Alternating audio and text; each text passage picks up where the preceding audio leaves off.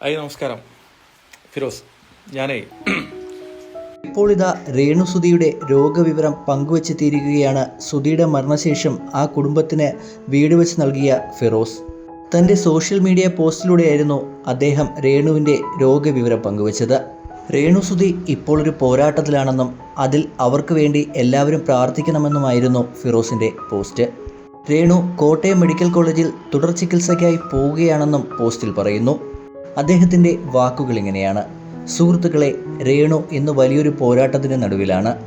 അത്ര ചെറുതല്ലാത്ത രോഗത്തോട് അവർ ധൈര്യത്തോടെ പൊരുതിക്കൊണ്ടിരിക്കുകയാണ്. അസുഖം നേരത്തെ അറിഞ്ഞെങ്കിലും അതിൻ്റെ വേദനകളും ബുദ്ധിമുട്ടുകളും മറ്റുള്ളവരെ അറിയിക്കാതെ ചികിത്സയുമായി മുന്നോട്ടു പോവുകയായിരുന്നു അവർ.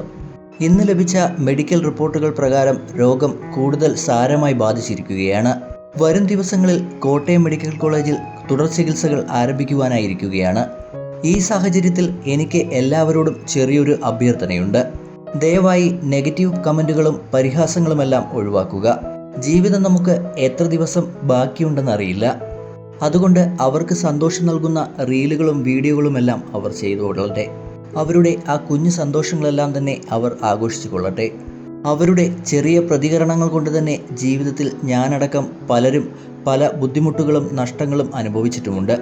അതെല്ലാം അറിഞ്ഞുകൊണ്ട് അവരുടെ അസുഖ വിവരം വെച്ച് പ്രതികാരം ചെയ്യാനോ മനസ്സുകൊണ്ട് സന്തോഷിക്കുവാനോ എൻ്റെ മനസ്സ് അനുവദിക്കുന്നില്ല. കാരണം ഇന്നല്ലെങ്കിൽ നാളെ നമ്മളെല്ലാവരും തന്നെ ഈ ഭൂമിയിൽ നിന്ന് വിട പറയേണ്ട ആൾക്കാരാണ്.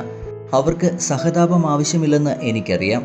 മനുഷ്യനെന്ന നിലയിൽ നമുക്ക് ചെയ്യാൻ കഴിയുന്നത് അവരെ ഉപദ്രവിക്കാതിരിക്കുക എന്നത് മാത്രമാണ്.